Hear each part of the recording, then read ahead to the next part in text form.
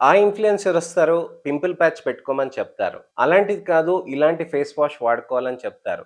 Salicylic acid కానీ, benzoyl peroxide face wash వాడుకోవాలని చెప్తారు. అలానే మొటిమలు ఎర్రగా ఉన్నాయనంటే పిండేసుకోమని ఇంకొకరు చెప్తారు. అలానే మొటిమలు ఎర్రగా కాదు, లావుగా ఉన్నాయనంటే క్లిండామైసిన్ జెల్ పెట్టండి, ఇలాంటి జెల్ ఉంటది, ఇదిగోండి బ్రాండ్ అని చెప్తూ ఉంటారు.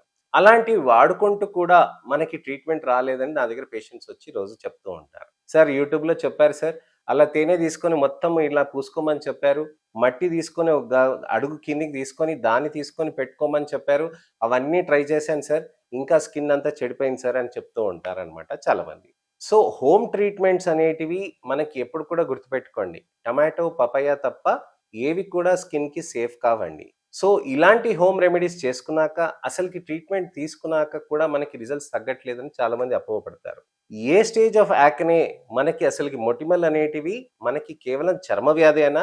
లేక మనకి లోపలున్న ప్రాబ్లమ్ ఆరోగ్యరీత్యాకి ప్రాబ్లమ్స్‌కేమైనా సంకేతమా? అసలకి ట్రీట్మెంట్ ఏ స్టేజ్‌కి ఏ విధంగా మనం ఉంటాయి అనే దాని గురించని ఇవాళ పూర్తిగా వివరిస్తానండి. నేను మీ doctor Raj Kiran, Celestee skin laser and hair clinic, Jubilee Hills, LB Nagar, Kokapet మరియు సన్ సిటీలో chief and founder, senior dermatologist and hair transplant సర్జన్‌గా ప్రాక్టీస్ చేస్తున్నానండి.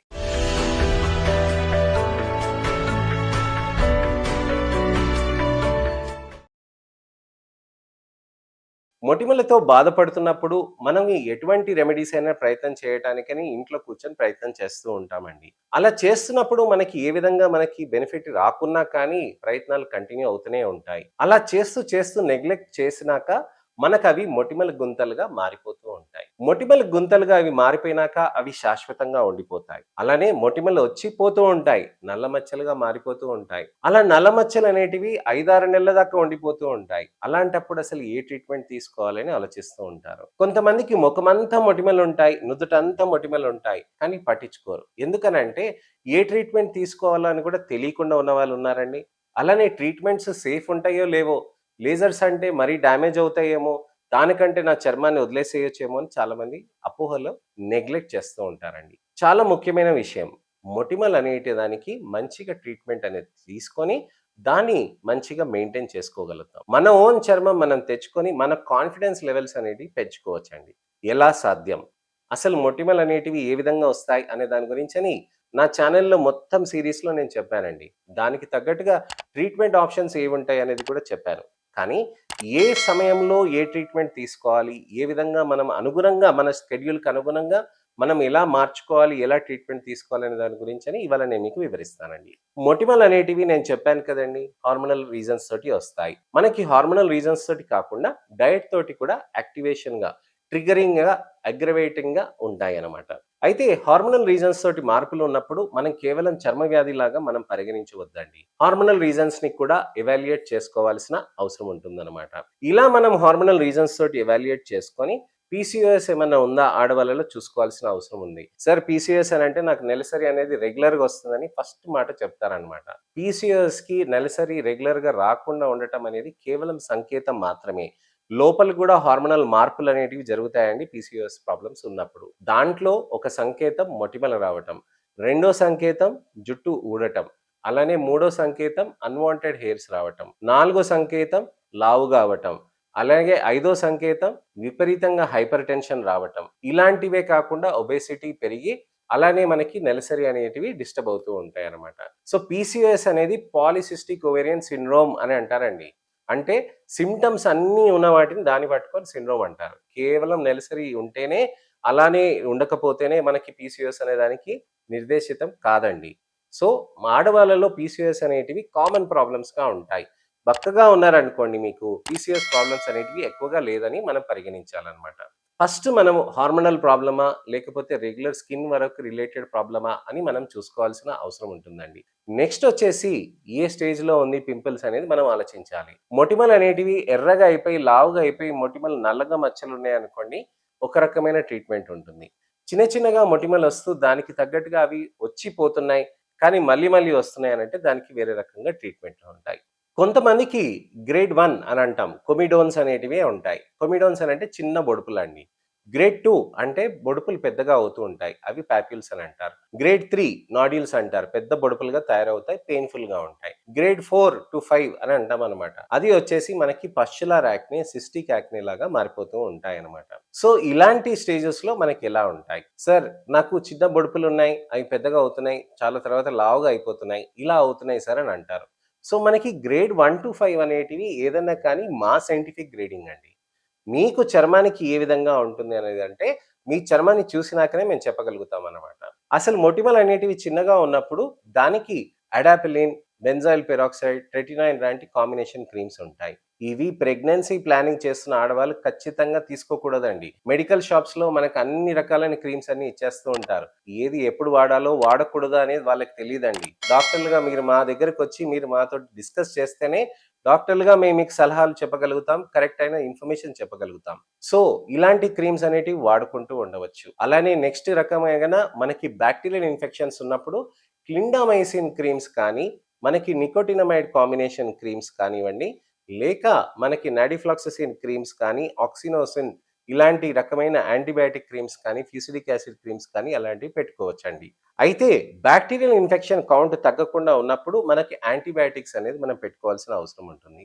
మొటిమలు మళ్ళీ మళ్ళీ వస్తున్నాయనుకోండి, వాటిని వైటమిన్ ఏ ఐసోమర్స్, అలానే మనం పీల్స్, అలానే లేజర్స్ అనేటివి మనం చేయవచ్చనమాట. మొదటి రకం గ్రేడ్ ఉన్నప్పుడు మనకి కొమిడోన్ ఎక్స్ట్రాక్షన్స్ అనేటివి కూడా చేస్తూ ఉంటాం. కానీ దానికి కొమిడోన్స్ అనేటివి ఓపెన్‌గా ఉండాలనమాట. కొమిడోన్స్ అనేది ఓపెన్‌గా ఉండకుండా ఉన్నాయి అనంటే వాటికి జాస్మోనిక్ యాసిడ్ పీల్స్ అనేటివి మనం పెట్టవచ్చనమాట. Jasmonic acid, glycolic acid, salicylic acid peels అనేటివి ఉంటాయి. సార్ యాసిడ్స్ అంటున్నారు మరి ఇది చర్మానికి మనకి మంచిదేనా అని చాలామంది ఆలోచిస్తూ ఉంటారు.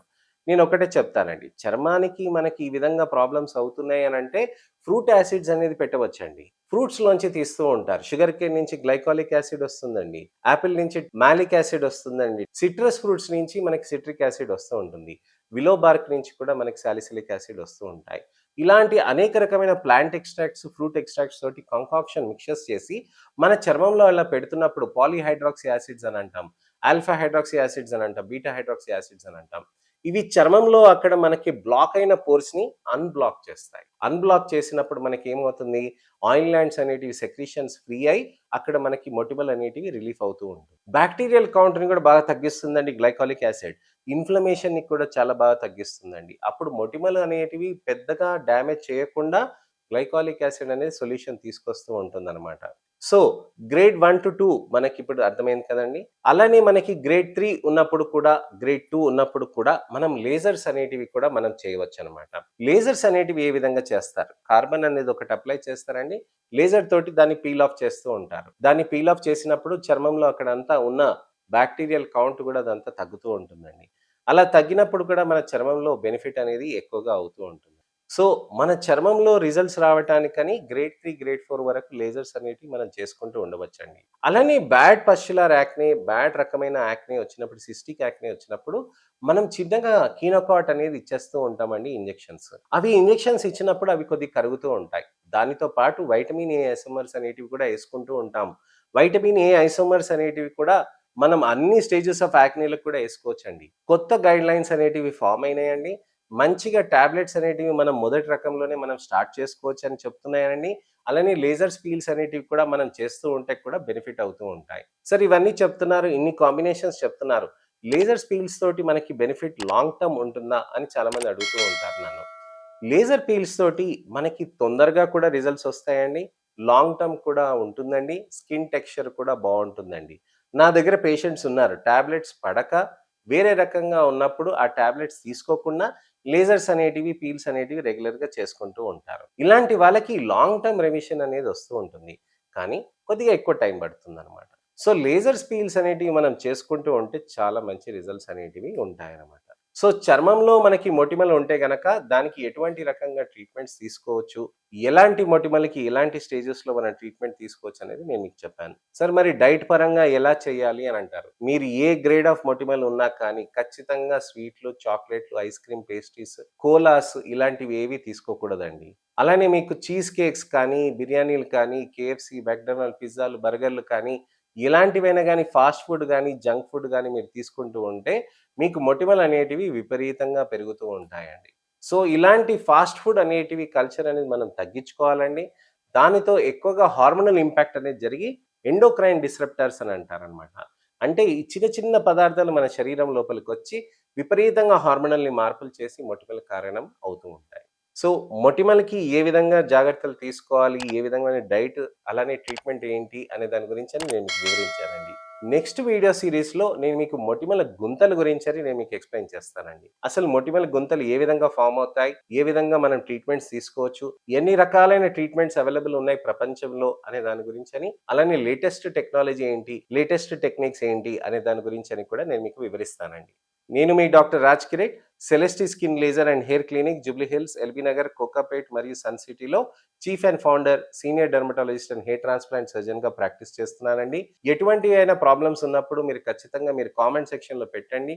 సందేహాలున్నా, అపోహలున్నా, ప్రశ్నలున్నా తప్పకుండా మీరు కామెంట్ సెక్షన్‌లో పెట్టండి. దానికి తగ్గట్టుగా నేను సమయం తీసుకొని మీకు టెక్స్ట్ రిప్లై కానీ, వీడియో రిప్లై కానీ చేస్తాను. నెక్స్ట్ ఇన్ఫర్మేషనల్ అవేర్‌నెస్ వీడియో తోటి మళ్ళీ నేను మీ ముందుకు రావాలంటే దయచేసి నా ఛానెల్‌ని సబ్స్క్రైబ్ చేసుకోండి. నోటిఫికేషన్ బటన్ నొక్కండి.